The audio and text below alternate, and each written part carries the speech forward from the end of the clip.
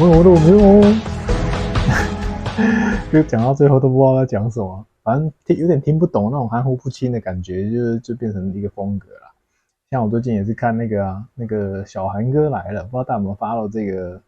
个无法发出呢跟了之间差异的那个声音的一个 YouTuber，跟总裁一样，他开场的时候也是那边是他也是讲的含糊不清，没有啦，不要故意含糊不清啦。欢迎回到我的频道，我们今天呢要来喝酒，也算是喝酒啦，就边喝边聊一下我最近做的小笔记。因为我最近刚好去参加了一个那个长隆品酒分享会，那在那边喝到蛮多款酒的，我就觉得可以把那个笔记啊稍微做个记录一下，然后顺便可以分享一下这些酒款的味道。所以接下来呢，我就边喝个酒，然后讲一下我的心得感想。今天来喝白兰地好啦，上次我们的厉害白兰地纯情曲，工程师酿造的酒，敬你一杯。哦，香啊！它美国橡木桶味道还是一样，没有很明显反正我那天在那个展览那边的时候喝到超明显的，现在喝真的没有那么明显，可以喝出它那个桶陈的味道了。整体来说是好喝的。好啦，赶快来开始今天的笔记念念看啦。去那边那个讲师还帮我们上了一下课啊，他告诉我们大麦做成的就是叫做麦芽威士忌，谷物威士忌呢包含裸麦、玉米跟小麦。可是其实啊，这个东西是苏格兰法规上面规定的。那其实在世界不同国家他们有不同的规定方式啊。当然像爱尔兰之类的，他们会比较偏向于苏格兰式的法规啊。详细我就不再重复了，有兴趣的人可以查一下。那去到那边品酒啊，有一瞬间好像来到了上流社会的聚会的感觉，因为旁边有一些大哥大姐啊，他们就是感觉一看就是有钱人啊。但是到后面就是喝了就买，就是他们就是没有在那边跟你废话了。虽然他们会凹东西啦，凹东凹西的，可是他们就真的是有消费能力的人，让我有点汗颜呐。因为我在那边的时候还在想说这酒多少钱，然后还在想说比价一下，就是什么时候才可以像他们一样进入不用看价格喜欢就买的一个阶段。不过其实那边的酒啊，他们那些价格都是刚好是我愿意入手的那个价格带啦，所以是还不错的店。有机会我应该还再去，如果他们有在办活动的话，我下次会去消费啦。我这次没有买，还是他们愿意让我做影片抵债。我是没有跟他们讲我有在做影片啦，好吧？那其实不过我也想要小小抱怨，就是他们进去的时候给我们用的品酒的杯子竟然是很普通的威士忌杯。这个的话，他们称为古典杯啦。可是我在嗅闻香气的时候，讲师也有让我们去比较一下，有闻香杯跟那个普通威士忌杯闻起来的香气差异。当然差很多啊，不然我们为什么要特别用这个杯子呢？感觉好像来到了台湾家庭主妇代表他们家一样，因为他们家没有这种闻香杯，所以我们都是用什么乱七八糟杯子喝其实这样喝也可以，也不是不行，只是说它的那个香气的嗅闻的部分啊，你会比较吃力，因为你像这样一闻，有没有？它香气是集中在一个小小的地方，可以让你嗅闻辨识。然后如果是那种一般的杯子，因为它开口太大了，所以你必须要很用力的吸才可以闻到里面的味道，要很用力这样吸，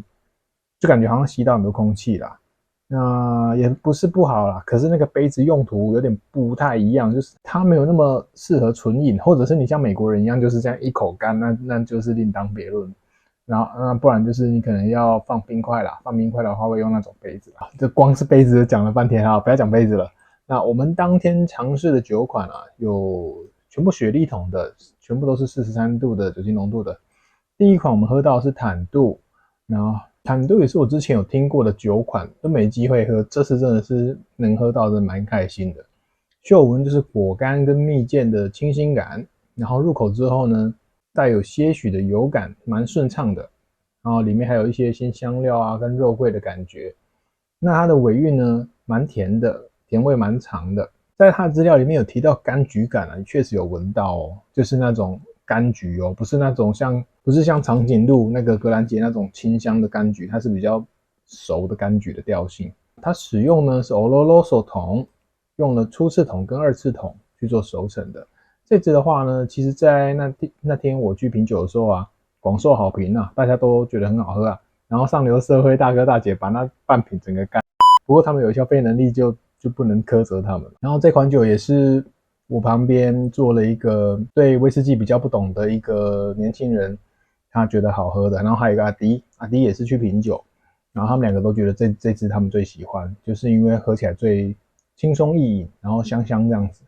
香香顺顺。然后第二款我们喝到了格兰哥尼，这个啊，我那时候一听到这名字就该不会就是传说中的小麦卡伦吧？后来讲师介绍的时候才知道说，果然真的就是小麦卡伦啊。喝起来呢，先嗅闻的话，我闻到是像蜜糖的味道，然后还有带有一些巧克力的味道。喝的话很有果汁感跟甜感，非常明显。我在想它是不是那种甜感有点像麦卡伦啊？然后它是使用了美国的波本桶，还有雪莉桶，就是波本跟雪莉香气之间的一个平衡做出来的一款酒。不过啊，我对麦卡伦的印象是它更油一点、更厚一点，没有像这个格兰哥尼那样那么的，那么简单。我觉得稍微简单一点点啊，麦卡伦再更油、更复杂一点点。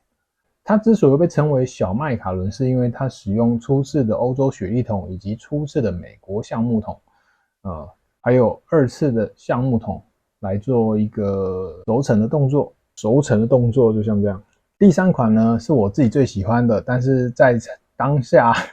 其他人没有那么喜欢的，我自己喜欢，我跟他们口味不一样，糟糕啊！我是不是跟大众口味不同啊？反正第三款我们喝到的是格兰多纳。我一嗅闻呢，其实刚闻的我不是那么喜欢，它就是有一点苔藓的味道，有一点菇类的味道，然后还有油脂感，还有一些肉感，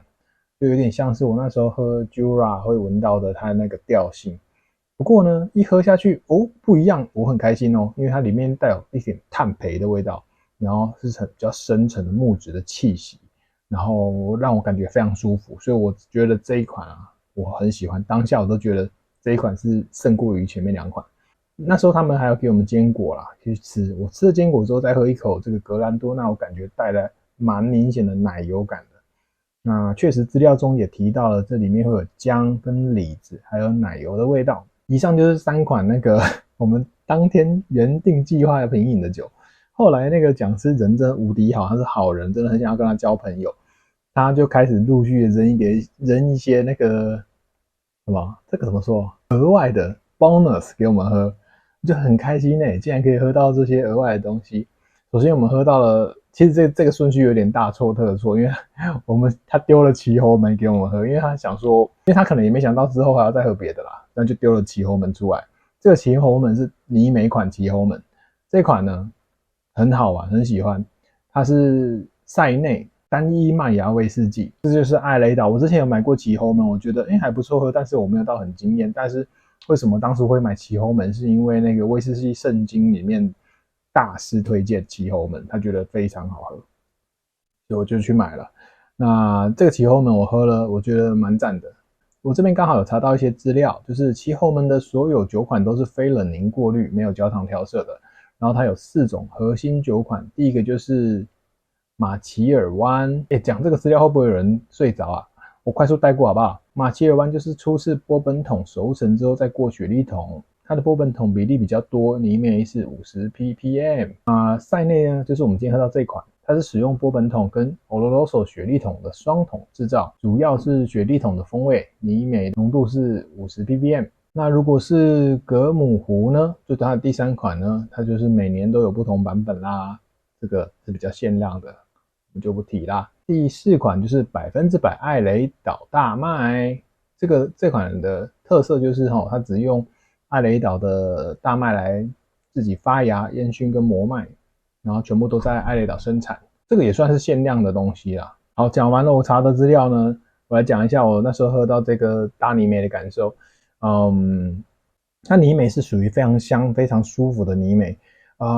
你喝进去之后呢，不是只有泥煤的味道，因为我本身就喜欢泥煤的，所以不排斥。然后不排斥泥煤那个烟熏感在嘴巴里面扩散开之后呢，感受到就是满满的果香跟花香，我觉得很赞。它不是很简单的就是泥煤的味道在里面而已，它包含了很香、很舒服的味道，所以我真的很喜欢，那时候真的差点就要直接买下去，可是为什么我犹豫了呢？因为我还想要再看一下别的价，我还想要再比价一下啦。哎，这小家子气啊 ，sorry 啊。接下来呢，我们又喝了另外一款亚伯乐12年，因为这款呢，我不知道是不是因为刚好接在大泥煤怪物后面，喝起来很薄，那它带有清新的水果香气。除此之外，让我非常没有印象，我会觉得它好像很适合拿来当第一支品饮的，因为它东西感觉不多，不知道是不是受到泥煤影响，但是我就觉得这喝起来很简单，也有可能是泥煤关系。然后后面也喝了消失的酒厂系列的达拉伦，这款其实很好喝我觉得超喜欢的。你说泥煤怪兽影响到我们后面所有的酒款吗？也还好，因为我后来有漱口，然后稍微休息一下，其实味觉回来很多，否则我不可能喝出来这款超好喝。这款消失的酒厂达拉伦呢，我如果有机会看到，或者下次我可能会考虑买看这一支，因为它是那种很清爽的果香，它酒精浓度43度啦，就是很清爽的果香的味道，然后喝起来很顺很油，也没有到很贵，大概1500块左右。然后可是啊，喝起来是昂贵的感觉，它就是价格不贵，但是喝起来很贵，就是属于那种我觉得很纯粹、很纯净，然后很让我喜欢的酒款。我就觉得你既然在这里喝到这么特别的东西，我很开心。达拉伦消失的酒厂，1500左右就可以买得到。那达拉伦呢，我也稍微查了一下资料啦。其实消失的酒厂这个系列呢，是一个复刻酒厂，他们专门会找一些已经关厂的酒厂去复刻它的风味出来。那我是不知道他们这样复刻到底有没有真的传达到以前的真正的味道，是不知道啦。因为刚好我最近有看了一本，不是一本，我刚好看了一个电影，是那个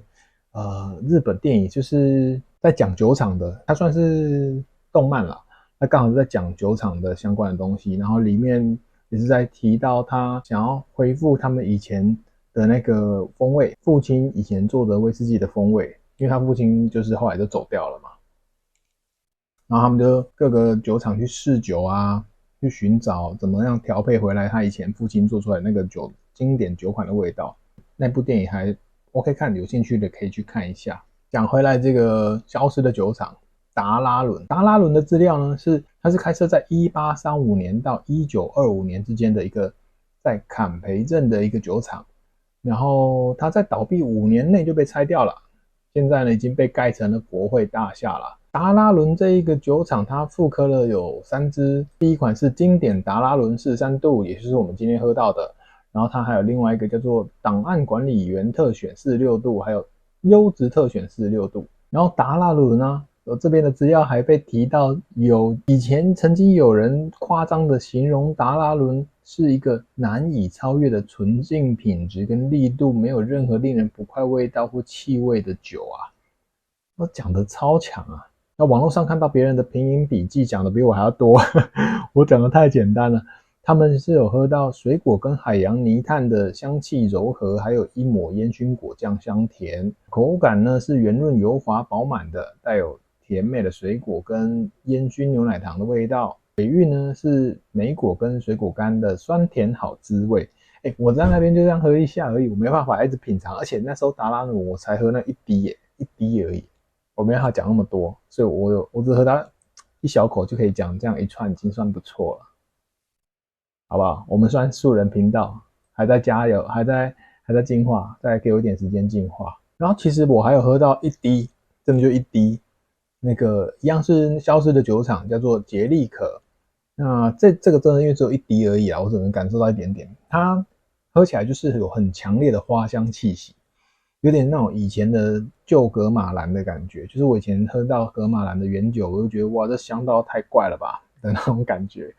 就是杰利可的消失酒厂杰利可的味道。这个我就没有再特别琢磨它。我们下一款有喝到了，又还有下一款了，就真的就喝一杯，但真太赞了，因为这个讲师人太好，让我们再喝一小杯的。我们喝到的是亚伯乐首选原酒单一麦芽威士忌，它是76批次的，因为它分每个批次都不一样，超厉害吧？我们喝到原酒了，61.3度啊！我闻的时候啊，很神奇，我觉得是有那种波本威士忌的那种美国橡木桶的味道，可是我查资料又没查到，但是到底是怎样我也不懂。喝起来蛮甜的，非常甜，一点都不烈。然后它有像资料中提到有姜啊、黑巧克力啊、果干啊、柑橘跟黑樱桃的味道，我就觉得蛮赞的，就是可以顺成这样，然后而且价格不贵，我记得也是2000内。然后这个系列好像对，这个系列都是纯手工的小批次制作的。网络上有人说啊，这个酒它拥有葡萄干跟手工水果蛋糕交织出来的丰富多元风味。而且是口感醇厚、深邃、强烈，是纯正的雪莉桶威士忌 Oloroso 雪莉桶。好啦，这边就是以上就是我这次能喝到的所有酒款，还不错，有喝到一些很好玩的。我觉得这个酒庄蛮赞的哇！我真的希望它可以开近一点啊，那离我家太远了。说远不远啦，但是确实也是一段距离啊，否则我真的会常常跑那边，就去找酒来买这样子。好吧，我讲完了。今天影片就到这边结束啦，下面就是我的喝酒尬聊啦。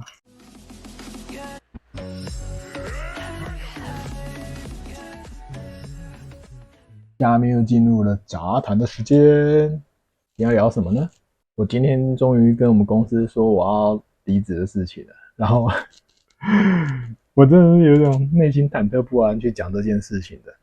那讲完之后呢，有一种释然的感觉，但是有一种奇怪的心情，就是我总觉得在荧幕后面，他们好像是在那边 yes 太好，那家伙那个难搞的叛逆的家伙终于要走啦，那种感觉，也给我这种错觉啊。我那时候跟他们讲的时候，我还真怕被问说啊为什么什么的，然后就还完全没有问没有问也好了，你问了我还要为你找借口找理由来掩饰我对公司的不满，对不对？像马云讲的很好，他是怎么讲的啊？我不想重复他的话了，他头太大了。我曾经有一段时间蛮喜欢马云的，可是后来他开始越来越奇怪之后，我就不喜欢他了。就什么去唱歌啊、拍片啊，然后就各种做些很诡异的事情，我就觉得你这个人真的是外星人，这是一种赞美哦。好啦，反正就是人生啊，即将迈入下一个阶段啦。然后4月份开始就要给自己多多安排一些行程啦，要给自己有事做啊。我发现我好像渐渐习惯那个波本桶的味道了它那个木材感已经降到好低哦。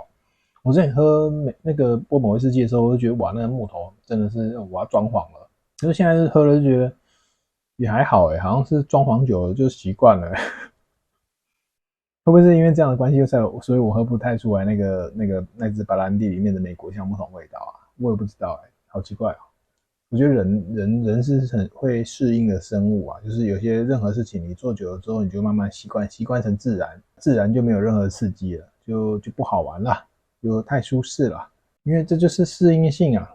很神奇吧？适应性。因为我把电脑关掉，我眼睛一直在反光啊。其实我把眼镜拿掉就好了。我 podcast 到底有没有人在听啊？反正我今天这个也是那个要做成 podcast。欢迎来到欢迎来到喝酒尬聊 podcast 第3集，这会是第3集，我一样会把它上架到 podcast 里面。这种东西真的会有人听吗？我真的很怀疑可是影片也有观看数，神奇啊，在什么世界啊？我知道了啦，因为很多潜水嘛，很多水鬼啊。最近开红盘打了一个伟大的战役，成功退场之后啊，开始找寻下一个目标。那目前我是看到记忆体的未来蛮有发展，所以我就开始把我的一些钱扔到记忆体里面。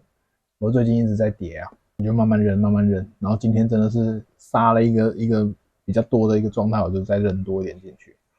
可其实啊，越扔是越害怕，因为我就觉得说，哎呀靠，这样好像有点放太多钱在里面，比重有点太高了，我可能要稍微节制一下，要好好思考一下。可是又觉得机会难得啊，好好把握啊，因为觉得之后它有上涨几率啊，所以我就会想要把钱打进去。我买的股票啊，记忆体它其实就是还在亏损当中。但是它的亏损已经慢慢在逐季缩减了，就是慢慢要逐渐亏转盈了。然后它最坏的一些消息也都已经扔出来了，还有什么更可怕的消息会出来吗？都已经跟你讲我们在赔钱了，还有能够有什么坏消息吗？因为我是认为它的利空应该都反映的差不多了啦，现在就可能到最后他们真的就会剩下所谓的死忠帮吧，就是剩下那些认为这股票有未来的人留着，其他应该都会跑了。假如到这个境界的话，有一个大户只要有大户进来愿意推看它的话，很容易股价就上去了。觉得它盘得够久啦，就是那些人该卖都卖光啦，才有机会再涨上去啊。啊，我今天跟公司讲那件事情的时候，真的觉得自己是跨出了一个伟大的一步，真的是非常不舒适啊！跳脱舒适圈真的很不舒适啊，就觉得很不舒服啊。可是我妹就有 po 一个东西给我看啊，就是老调重弹啦，世界上唯一不变的就是变啊，就是你不用对告别感到害怕，是因为呢告别才能够拥抱新的未来。他丢的那个重点笔记的时候，里面写的就是这一串话。对，你必须要放开双手才能够拥抱未来啊！就是有些东西你还是得放掉啊。我没有要紧抱这个东西不放啊，我本来就很想把它扔掉，根本就是烫手山芋啊！扔掉之后才会有新的东西进来嘛，否则你东西都是满的，你没法装新的东西啊。你杯子如果都装满酒，你不先喝完这一杯，你怎么喝下一杯呢？对不对？我真的有时候觉得我讲太好，而且很开心，还好有把它录起来，因为我常常讲一些名言啊，都没有录起来啊。好吧，那就这节目就在我这个自己感觉自我良好的名言当中结束吧。那我们的第3集 podcast 就到这边啦，下集再见啦，再见。